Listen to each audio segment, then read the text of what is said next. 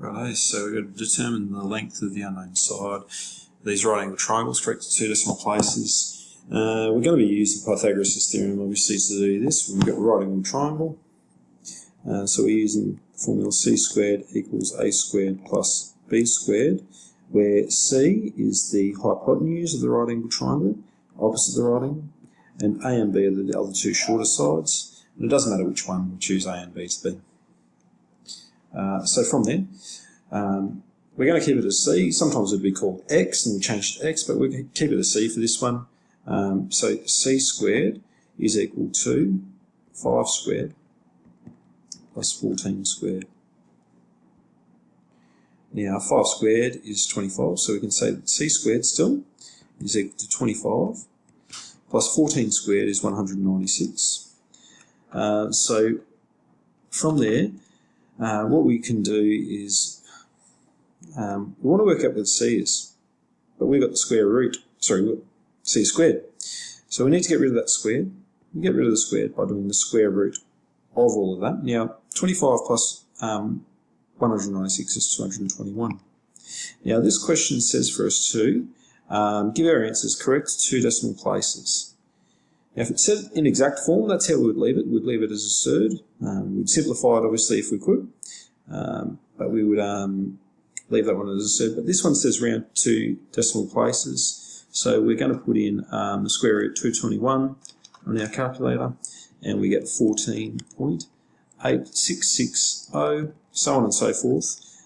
Centimetres are our units, so rounding that to 2 decimal places, we would say approximately 14.8.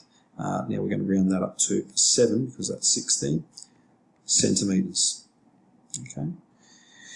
Now we're going to use Pythagoras' theorem also for this one, but what we've got to note with this one, as opposed to the first question, is that our hypotenuse has been given to us this time.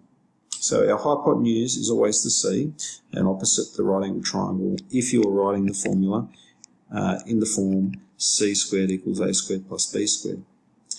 So in this case, a and b are still our shorter sides, but this time we're trying to find the value of a. Now, in order to do that, we have to rearrange this equation. So the best way to do that is to subtract b squared from both sides. So if we subtract b squared over to this side, we end up getting that a squared is equal to c squared minus b squared.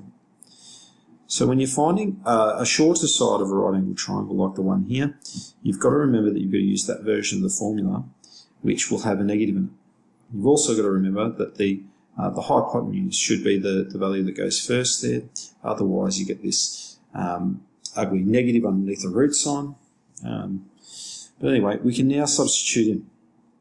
So we're going to say that a squared is equal to c, which is 1.6 getting squared, minus b, which is 0.7, also getting squared. Now from there, this time I'm just going to be a little bit lazy. I'm going to do the square root straight away. I'm going to do the square root of all of that. So 1.6 squared minus 0.7 squared. And I can just go ahead and enter that in on the calculator. Square root 1.6 squared minus 0.7 squared gives us 1.4387. Now our units are kilometres this time. Now rounding to 2 decimal places, we would say that's approximately 1.4. Now the second decimal place is a 3, the third decimal place is an 8. That means we round that 3 up to a 4 because that's greater than 5. And kilometres is what we put in, so 1.44 kilometres. Now just, it is a good idea to check your answers. Remember that the hypotenuse is always the longer side of any right angle triangle.